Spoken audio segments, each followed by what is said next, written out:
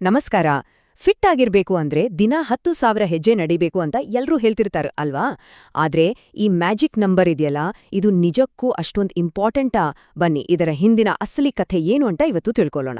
ನೇರವಾಗಿ ವಿಷಯಕ್ಕೆ ಬರೋಣ. ಪ್ರತಿದಿನ 10,000 ಸ್ಟೆಪ್ಸ್ ಟಾರ್ಗೆಟ್ ರೀಚ್ ಆಗ್ಲೇಬೇಕು ಅನ್ನೋ ಒಂದು ಪ್ರೆಷರ್ ನಮ್ಮಲ್ಲಿ ಎಷ್ಟೋ ಜನರಿಗೆ ಇದ್ದೇ ಇರುತ್ತೆ. ಆದ್ರೆ ನಿಜವಾಗ್ಲೂ ಇದ್ರ ಅವಶ್ಯಕತೆ ಇದೆಯಾ?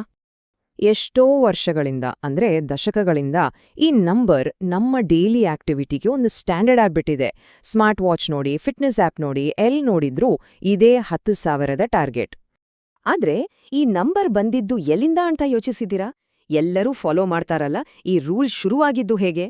ಇದರ ಹಿಂದಿನ ಕಥೆ ಕೇಳಿದ್ರೆ ನೀವು ನಿಜಕ್ಕೂ ಸರ್ಪ್ರೈಸ್ ಆಗ್ತೀರಾ. ಈ ಕಥೆ ಶುರುವಾಗೋದು 1960ರ ದಶಕದಲ್ಲಿ ಜಪಾನ್ನಲ್ಲಿ. ಆಗ ಅಲ್ಲಿ ಒಂದು ಹೊಸ ಡಿವೈಸ್ ಅದನ್ನ ಮಾರ್ಕೆಟ್ಗೆ ತಂದಿದ್ರು. ಆ ಡಿವೈಸ್ ಹೆಸರು ಮನ್ಪೋ ಕೀ. ಇದು ಬೇಸಿಕಲಿ ಒಂದು ಪೆಡೋಮೀಟರ್. ಅದ್ರ ಹೆಸರೇ ಒಂದ್ರೀತಿ ಮಾರ್ಕೆಟಿಂಗ್ ಸ್ಟ್ರಾಟಜಿ ಆಗಿತ್ತು. ಯಾಕಂದ್ರೆ ಜಪಾನೀಸ್ ಭಾಷೆಯಲ್ಲಿ ಮನ್ಪೋ ಕೀ ಅಂದ್ರೆ ಅಕ್ಷರಶಃ 10,000 ಸ್ಟೆಪ್ಸ್ ಮೀಟರ್ ಅಂತಾನೆ ಅರ್ಥ. ಸೊ ಇಲ್ಲಿ ತಿಳ್ಕೊಡ್ಬೇಕಾದ ಮುಖ್ಯವಾದ ವಿಷಯ ಏನಪ್ಪಾ ಅಂದ್ರೆ, ಈ 10,000 ಸ್ಟೆಪ್ಸ್ ರೂಲ್ ಇದೆಯಲ್ಲ, ಇದು ಯಾವ ಸೈಂಟಿಫಿಕ್ ರಿಸರ್ಚ್ನಿಂದ ಬಂದಿದ್ದಲ್ಲ. ಇದು ಕೇವಲ ಒಂದು ಪ್ರಾಡಕ್ಟ್ ಮಾರಾಟ ಮಾಡೋಕೆ ಮಾಡಿದ ಒಂದು ಕ್ಲೆವರ್ ಮಾರ್ಕೆಟಿಂಗ್ ಟ್ರಿಕ್. ಆದ್ರೆ ಇದು ಎಷ್ಟು ಫೇಮಸ್ ಆಯ್ತು ಅಂದ್ರೆ ಇಡೀ ಪ್ರಪಂಚ ಇದನ್ನೇ ಒಂದು ಫಿಟ್ನೆಸ್ ಸತ್ಯ ಅಂತ ನಂಬಿಬಿಡ್ತು. ಸರಿ, ಆ ಹಳೆ ಮಾರ್ಕೆಟಿಂಗ್ ಕಥೆಯನ್ನ ಅಲ್ಲೇ ಬಿಡೋಣ.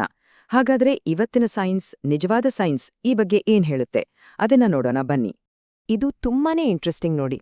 ನಾವಂದ್ಕೊಂಡಿದ್ದ ಆ ಮಾರ್ಕೆಟಿಂಗ್ ನಂಬರ್ಗೂ ವಿಜ್ಞಾನ ಹೇಳೋ ಸತ್ಯಕ್ಕೂ ಅಜಗಜಾಂತರ ವ್ಯತ್ಯಾಸ ಇದೆ.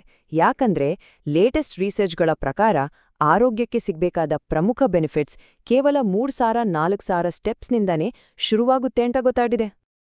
ಅಷ್ಟೇ ಅಲ್ಲ, ದಿನಕ್ಕೆ ಇಷ್ಟು ಕಡಿಮೆ ಹೆಜ್ಜೆ ನಡೆದರೂ ಕೂಡ ನಮ್ಮ ಹಾರ್ಟ್ ಹೆಲ್ತ್ ಚೆನ್ನಾಗಿರುತ್ತೆ ಮತ್ತೆ ಅಕಾಲಿಕ ಮರಣದ ರಿಸ್ಕ್ ಕೂಡ ಕಡಿಮೆ ಆಗುತ್ತೆ ಅಂತ ಸಂಶೋಧನೆಗಳು ಸ್ಪಷ್ಟವಾಗಿ ಹೇಳಿವೆ.